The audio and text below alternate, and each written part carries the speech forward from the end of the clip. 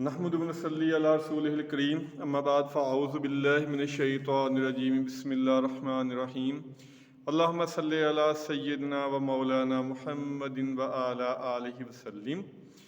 حدیث رسول صلی اللہ علیہ وسلم چینل پہ آپ سب کو خوش آمدید۔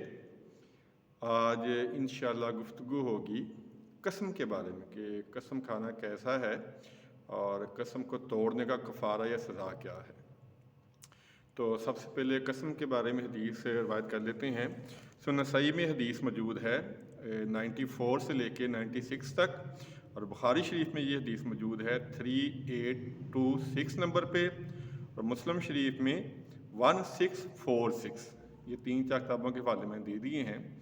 عبداللہ بن عمر رضی اللہ تعالیٰ عنہ اس کے راوی ہیں کہ نبی پاک صلی اللہ علیہ وسلم نے ارشاد فرمایا کہ جو کوئی شخص قسم کھائے تو اللہ کے سوا کسی کی قسم نہ کھائے۔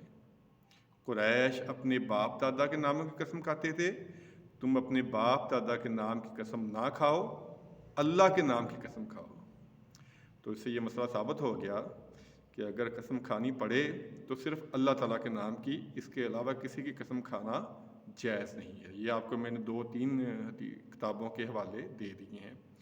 اور دوسری جو اہم مسئلہ ہے وہ سنن نسائی میں حدیث موجود ہے 110 سے لے کے 115 تک، اور ابن ماجہ میں موجود ہے 2111، اور یہ بخاری شریف میں 6622 اور مسلم شریف میں 1652۔ یہ میں نے 4-5 کتابوں کے حوالے آپ کو دے دیے ہیں، اور یہ ان کے راوی ہیں ابو موسیٰ اشعری رضی اللہ تعالیٰ عنہ اور عبداللہ بن عمر رضی اللہ تعالیٰ عنہ اس کے راوی ہیں۔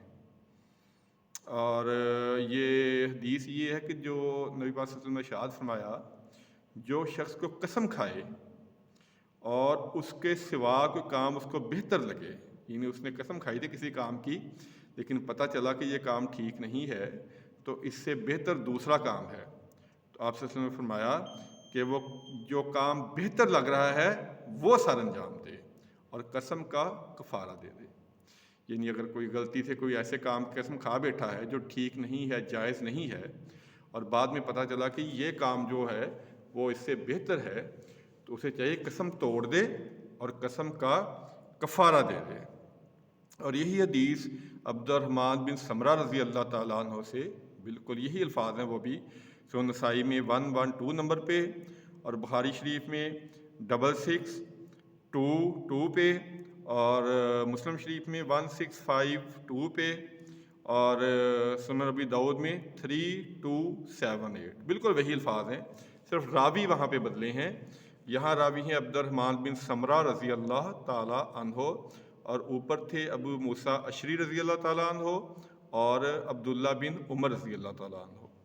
یہ آپ کو میں نے 3-4 کتابوں کے حوالے دے دیے ہیں کہ پہلی بات یہ کہ اگر قسم کھانی پڑے تو صرف اللہ تعالیٰ کے نام کی، اور دوسرا مسئلہ کہ اگر قسم کھائی تھی کسی کام کی لیکن پتہ چلا کہ یہ کام ٹھیک نہیں ہے، میں قسم تو کھا بیٹھا ہوں لیکن دوسرا کام جو وہ بہتر ہے، تو جو دوسرا کام بہتر لگے وہ کام کر لینا چاہیے اور قسم کا کفارہ دے دینا چاہیے۔ اب قسم کا کفارہ ہے کیا؟ یہ سورہ المائدہ کی آیت نمبر 89، سورہ المائدہ آیت نمبر 89، اللہ تعالیٰ فرماتے ہیں کہ قسموں کے جو کفارے ہیں وہ 3 ہیں۔ اگر قسم توڑنی پڑے اس کے 3 کفارے ہیں۔ پہلا یہ ہے کہ 10 مسکینوں کو اوسط درجے کا کھانا کھلایا جائے، زیادہ مہنگا بھی نہ ہو اور زیادہ سستا بھی نہ ہو، درمیانہ جو اپنے گھر والوں کو کھلاتے ہیں۔ اگر یہ نہیں کر سکتے تو 10 مسکینوں کو کپڑے پہنا دیے جائیں اوسط درجے کے۔ یہ نہیں کر سکتے تو ایک غلام آزاد کر دیا جائے۔ غلام 3 چیزیں ہیں، یا تو غلام آزاد کرے، 10 مسکینوں کو کھانا کھلائے، یا 10 مسکینوں کو کپڑے پہنائے۔ یہ 3 چیزیں ہیں قسم کے کفارے کے بارے میں۔ اگر تینوں نہیں کر سکتا تو پھر یہ ہے کہ 3 دنوں کے روزے رکھے۔ اگر قسم کا کفارہ قسم توڑ دی ہے اس کا کفارہ دینا پڑے گا، اس کی سزا ہے یہ کہ اس سے یہ بھی ثابت ہوتا ہے کہ قسم بڑی سوچ سمجھ کے کھانی چاہیے۔ ہماری تو عادت ہے ہم چھوٹی چھوٹی باتوں پہ بلا وجہ قسمیں کھا لیتے ہیں اور بڑی بڑی اللہ تعالیٰ معاف فرمائے، اللہ تعالیٰ ہمیں ہدایت نصیب فرمائے۔ یہ ہماری عادت ہے کہ ہم بہت بڑی بڑی قسمیں کھا لیتے ہیں چھوٹی چھوٹی چیزوں پہ۔ قسم تو کسی بہت بڑے کام پہ کھانی چاہیے، ان سے بچنا چاہیے، اور اللہ تعالیٰ کے نام کے علاوہ کسی کی قسم جائز نہیں ہے۔ اور اگر قسم کھا لیا کسی کام کی لیکن پتہ چلا کہ اس سے بہتر کوئی آپشن موجود ہے تو قسم توڑ دے اور اس کا کفارہ ادا کرے۔